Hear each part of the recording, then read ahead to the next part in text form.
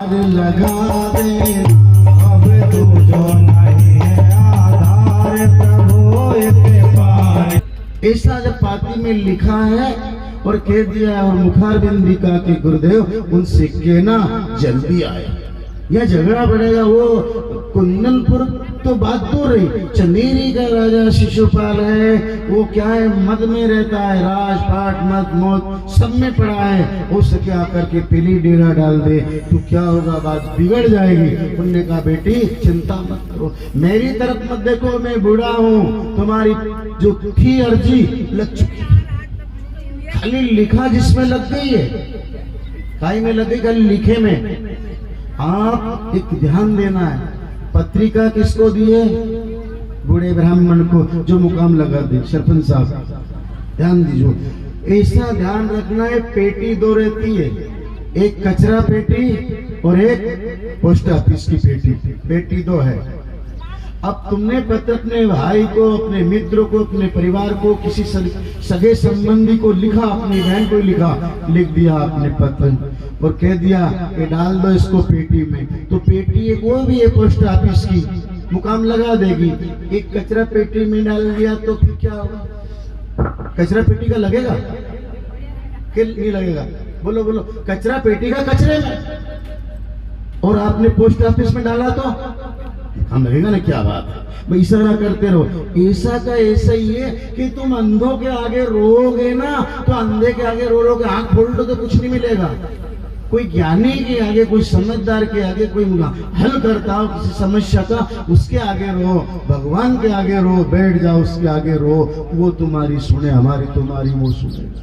एक अज्ञानी अनपढ़, एक किसी प्रकार का कोई जानता ही नहीं, उसके आगे रात दिन माथा फूटो, माथा फोड़ दो कि अन्नदा तू ही जो है, तू ही कर जो करे, जो वो क्या करेगा जब उसको ही सोचनी पड़ेगी तो तुम्हारा अपना क्या करेगा।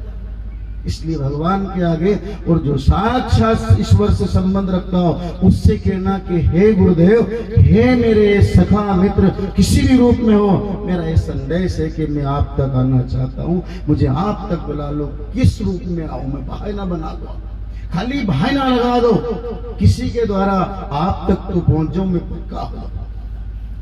रुक्मणी ने ऐसा सब लिख दिया और ब्राह्मण देवता के हाथ में नहीं, पोस्ट ऑफिस में पेटी में डाल दिया कि जाओ। तो विप्र ले गए यहाँ से, और उसमें तो बहुत सारी बातें लिखी थी कि रुक्मणी पाती लिखे कड़वाली से है तो बह गई, है तो बह गया जो मारा द्वार खाना नाथ। रुक्मणी पाती लिखर कड़वाली में से है तो बेगा आजो मारा द्वार खाना नाथ। मैं अनाथ हूँ, हे द्वारका नाथ, बेगा पधार जो।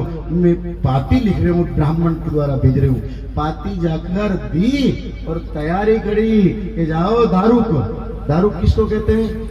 सारथी को, भगवान का जो सारथी था, यानी कि ड्राइवर। ड्राइवर से कहा गाड़ी तैयार करो, उन्हें झट रथ तैयार करा, उसको बिठा दिया दारू को, बैठ जा। और श्री कृष्ण खड़े हो गए, चल कुंदनपुर की ओर चलना है। गिड़गिड़ाहट करता हुआ रथ आया, रथ की आवाज सुनी, रुक्मणी उसमें थी और यहाँ बाढ़ देख रहे हैं घर के लोग, अब आए अब आए अब आए रुक्मणी, अब आए रुक्मणी। पूजा करने गई देवी के मंदिर में, बोलो कहाँ है सखी, कहाँ है सहेली, कहाँ है?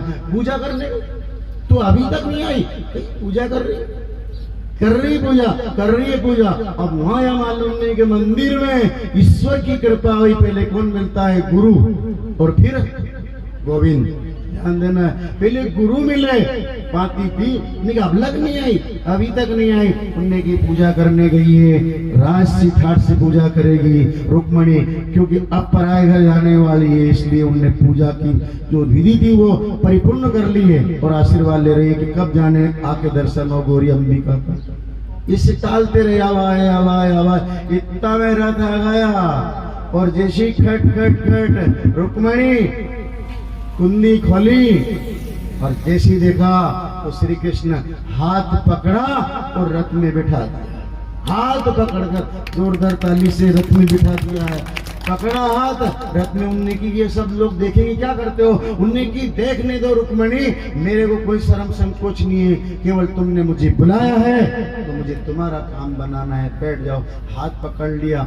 ऐसा किसी ने, गुरु ने, गोविंद ने भी इशारा कर दिया कि देखो ये रुक्मणी ने प्रार्थना करी, ईश्वर को आना पड़ा कि मैं कूद जाऊंगी, मर जाऊंगी। झगड़ा हो रहा है घर में, बाप कहे मैं भी आऊं द्वारका और भैया कहे चलेरी, ये झगड़ा नहीं है तो द्वारकाधीश पधारो।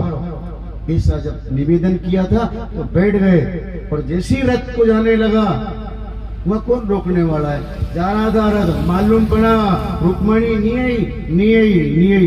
पूछा क्या है, आई के नहीं आई के नहीं। अब बड़ा घर की बात है, कौन के क्या हो गया भाई, वो बड़ा घर है ना, भीष्मक राजा है और इधर द्वारकाधीछ कौन कुछ नहीं कहने वाले। उन्होंने की आखिर बात तो क्या है, तो धीरे से मुंह में से निकल जाती है अंदर से, बन्नी कितनी दबाएं कितना ही छपाएं पर निकले, रुक्मणी गई, रुक्मणी गई। नहीं कि कहाँ गई, द्वारकाधीश के साथ गई, पर किसी से कहना मत, चुप, बड़े घर की बात है, उन घर में पड़े क्या बात है, किन्ने की नहीं, चुपचाप गई। नहीं गई तो किसके साथ, रुक्मणी गई श्री कृष्ण। और जैसे ही रथ गया तो मालूम पड़ा रुक्म को, तो फिर आपको सबको मालूम है, झगड़ा करने लगे। इधर शिशुपाल, दंत्रवक्र और रुक्म सब एक तरफ राक्षस, इधर श्री कृष्ण, बलराम जी भी आ गए। युद्ध हुआ, युद्ध में इनको हराया सबको, कंस, दंतवक्र, शिशुपाल, जरासंध, बहुत सारी बड़ी टीम थी इनकी, शिशुपाल की सारी टीम राक्षसों की थी, इनके टीम थी। देखो कभी कभी देखना ज्यादातर करके अनिति आड़ी बोलने वाले ज्यादा मिलेंगे कि दादा खून बुराई ले, उन्हें की नाड़ हिलाएंगे, बोल बंद हो जाए तो फिर सही कह रहा सही, तो फुकट में नाड़ क्यों लाते हो, झूठी, वो झूठा आदमी के साथ भी बैठक में नाड़ हिलाना पड़ता है। शिशुपाल के साथ में दंत्रवक्र, शिशुपाल, कंस, जरासंध, काल, यवन, बड़े बड़े राक्षस थे, इतने बड़े राक्षस। इधर कोई नहीं, द्वारकाधीश तरफ दोनों भाई, पर सत्य की विजय होती है, रुक्मणी इनके पक्ष में थी। इनने की चिंता मत करो द्वारकाधीश, मैं तुम्हारे पल्ले बन गई हूँ, अब चिंता मत करो, मारो इनको। सबको हराया और रुक्म को छकड़े से बांध करके ले आए। देखना रुक्मणी क्या कहती है, अब तो करीब आ गई द्वारका, छोड़ दो इसको। रुक्मणी मैं नहीं छोड़ूंगा तुम्हारे भाई को, इसने बहुत बड़ा मेरे से युद्ध किया है, तुम्हें भी बहुत तरह से क्या बोला, अशब्द कहता रहा। तुमने की वो तो बात है, पर एक बात ध्यान दो। रुक्मणी से कहने लगी क्या बात है, छोड़ दो ना। रुक्मणी मैं इसको नहीं छोड़ूंगा, इसने मेरे साथ में बहुत आटी लगाई है, ये तुम्हारे साथ भी क्या कर रहा था, चंगेरी लगा रहा था, सारे समाज में बदनाम करता था, तुमको भी मेरे को भी, इसको नहीं छोड़ूंगा। उनने की एक बात बताऊं आपकी, इनमें बहुत अकल है माता बहनों में, अपन से ज्यादा इनमें आस्था धर्म में, इन अपन से ज्यादा इनमें दया धर्म सब कुछ इनमें ज्यादा है माता बहन, और अकल भी ज्यादा है। रोना गाना नाचना भोजन विधि अनेक प्रकार के भोजन भी बनाते।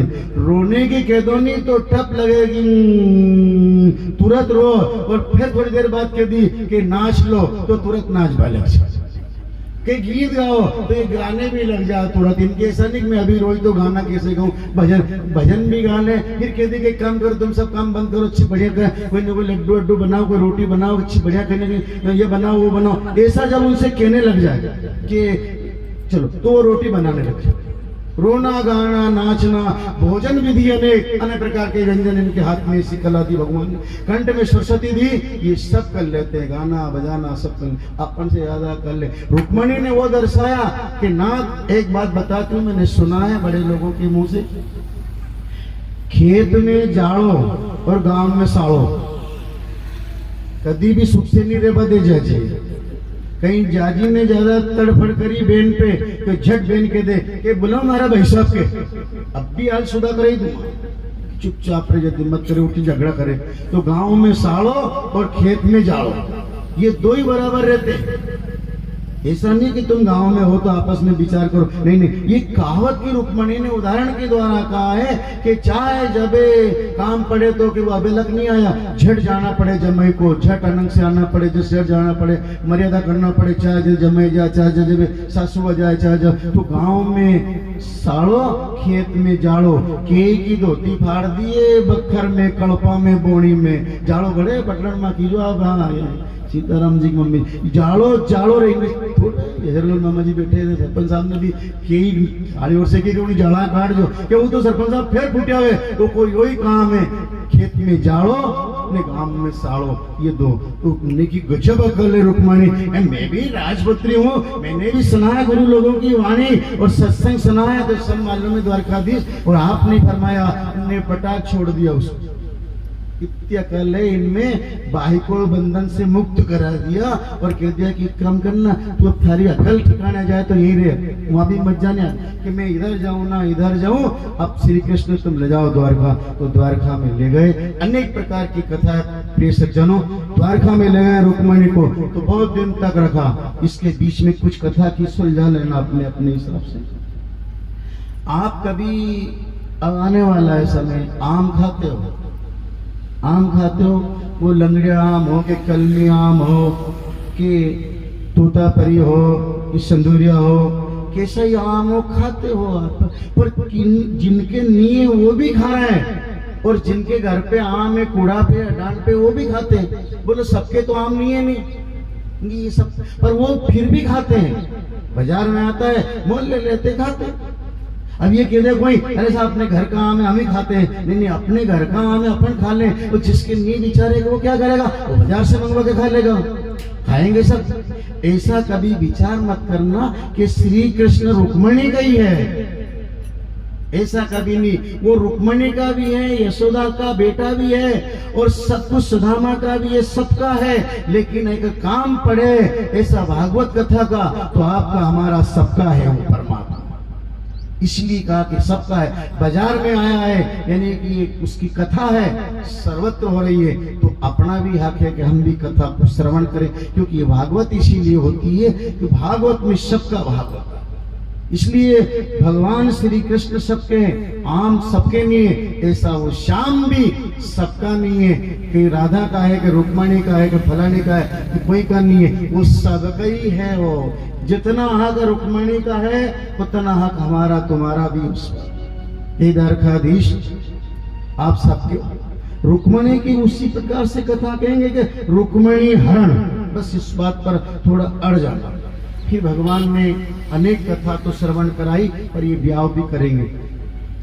एक दिन जब सुन लिया श्री कृष्ण भागे, किसके मारे, उनका नाम, एक नाम ये भी जुड़ गए। इसी जरासंध की लड़ाई में एक कालियावन आ गया 3 करोड़ मलेच्छ लेकर के, और वो आ गए, आया, उनने सुना कि कृष्ण बलराम ने कि कौन है, कालियावन, 3 करोड़ मलेच्छ कि जरासंध से भी जीत लिए, कई सेना को निपटा दिया, कालियावन के मारे भगवान को भागना पड़ा। भागे तो हाथ में ले ली पादुका, यानी कि पैर की जो जूती थी हाथ में ले ली, दोनों भाई भाग रहे हैं। वो कह के कहाँ भागता है श्री कृष्ण, मैं आ रहा हूं तो कृष्ण है, बलराम है तो खड़ा रहे, मैं कालियावन हूं। भगवान भागे प्रिय सज्जनों, तो धौलागिरी पर्वत की गुफा में जाकर के छिपे। तुम तो छिपे क्या, मुचुकुंद जी महाराज सो रहे, उनको पीताम्बर उड़ाया और अलग छिप गए एक कोने में, उस गुफा में छिपे। और छिपते ही जैसे कालियावन इधर से आया तो पीताम्बर को देखा कि यही है, सो गया मेरे डर से, तो लात मार दी, लात मारी, और जैसे खड़े हुए आंखों की दृष्टि पड़ते ही रखोड़ा गया, रखोड़ा कालियावन का मार दिया। निकले उधर से, ने प्रणाम करा, आप द्वारकाधीश महाराज मुचुकुंद, तुमने राक्षस और देवताओं में जो युद्ध किया था और देवताओं की विजय कराई, उस समय तुम थक गए थे, तुमने कहा था मैं सोऊंगा, पर जाने अनजाने में मुझे कोई जगा लेगा, मेरी दृष्टि पड़ती जलकर भस्म हो जाएगा, तुम वरदान था। अब मैं इससे लड़ूं तो ये मरे मेरे से, मैं क्यों कलंक लूं? परवारा निपट जाएगा। ऐसा ध्यान रखना, कभी भी काम पड़ जाए तो भाग भी लेना है। ऐसा नहीं कि डटे रहो, डटना भी नहीं है। देख लिया गया यार भारी मामला है तो दिख निकल जाओ। बाढ़ आई है तो झुंझुड़ा के देखा नहीं, वो डूब रहता है नदी में, नम जाता है, ऐसे नम जाओ आ जाएगा और दूसरा मिल जाएगा, उसको निपटा देगा, तुम्हारा काम बन जाएगा। ये देखो ना, जरासंध श्री कृष्ण की लड़ाई में बीच में आ गया राक्षस, उनने किया बीच में आया है ना, अब मैं इससे लड़ूंगा तो दो हो जाएंगे। अलग अलग लगाए उसको भेजा कि उन्हें रखोड़ा हो गया। उनने की महाराज मुझको तुम्हारा भी प्राण पूर्ण हुआ, तुम निंद्रा से जाग गए, ये अयोध्या नरेश थे जाग गए। उनने की महाराज अब तुम्हारा काम संभालो, अयोध्या जाओ, चाहे धौलागिरी पर्वत पर तपस्या करो, ये काम बना दिया। ऐसा नहीं सोचना कि मेरे द्वारा ही इसका ये करना है, दुश्मन से भी दोस्त से भी नहीं, जिस प्रकार भी काम बने परमात्मा से कहना प्रभु एक काम करना, सबको सुखी रख देना। ऐसा कभी नहीं कि मैं करने वाला हूं, मैं कुछ नहीं। काम और कोई करता नाम और का चलता है, काम और कोई करता नाम और का चलता है। जलता तो रोगन कपड़ा है, पर कहते हैं कि दीपक जल रहा है। क्या जल रहा है? दीपक जलता है? कभी भी आपने देखा वो दीपक जले? नहीं। काम और कोई करता नाम और का चलता है, जलता तो रोगन कपड़ा है, पर कहते हैं कि दीपक चल रहा है। उसमें रोई नहीं हो, घी तेल नहीं हो, तो दीपक तो रखा रहे। ऐसे ही प्रिय सज्जनों, ये दीपक है अपना शरीर, इसमें चाहिए रोगन, ज्ञान रूपी रोगन, और बाती चाहिए इसकी ज्योत निरंजन, जिसको कहा ज्योत निरंजन निरंकार की, उसमें बाती हो और ज्ञान रूपी तेल उसमें हो और सत नाम रूपी उसमें जो आग प्रकट की जाती है, तो फिर ये दीपक जलता रहेगा। ये दीपक है, उस दीपक को रोज जलाना। और ये नहीं फिर तो उससे कहा नहीं, सोहासनी इति वृत्ति अखंडा, और नहीं रूप नहीं सिका, दीप रूपी अखंड जलता रहता है। फिर तो ये दीप, जहां उसमें कुछ जरूरत नहीं। यही कहा उसमें कि ये इसी राम नाम से मन मिला। कब होता है ऐसा कि राम नाम से मन मिला? जब से हुआ दुराय, मुझे भरोसा इष्ट का कि बंदा नरक नहीं जाए। इतना भरोसा कर लेना है कि राम नाम से मन को मिला देना है, और मुझे भरोसा इष्ट का कि बंदा नरक नहीं जाए। राम नाम से मन मिला, जम से हुआ दुराय, उससे दूर हुए तो राम नाम लेने से सब कुछ हो। तो राम नाम लेते रहो जब तक घट में प्राण। कभी तो दीनानाथ के भड़कने की कान, कभी तो आएगा उसके कान में समझ में कि वास्तविक में राम नाम से जब तक मन नहीं मिलेगा तब तक जम से दुराय नहीं होंगे। दच्चा पे दच्चा, दच्चा पे दच्चा ही आता रहेगा। इसीलिए इस कथा को कह रहे हैं मोड़ से आपसे कि जरा इसमें फिर गोता लगाना है कि ये काल यवन आया था, काल यवन को भस्म कर दे रघुड़ा।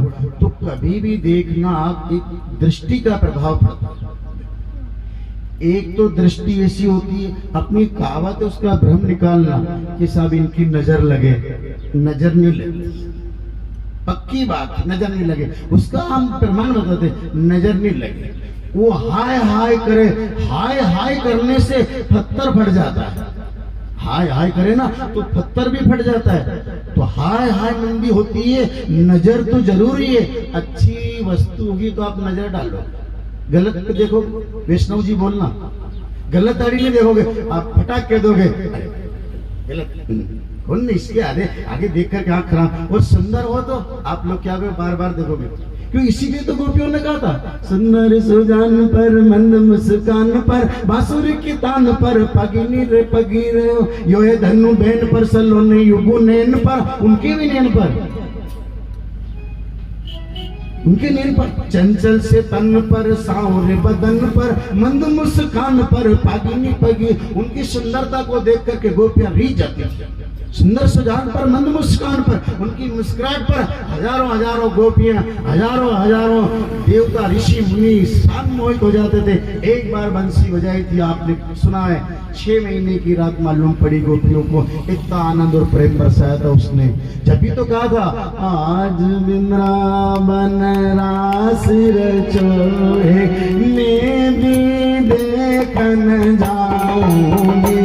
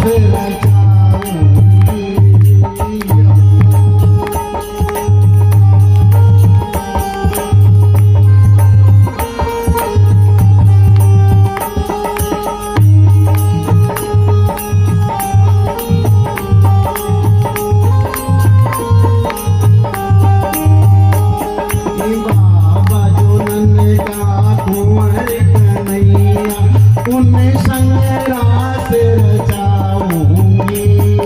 बाबा जो नंद का कुंवर कन्हैया उन्हें संग रास रचाऊंगी।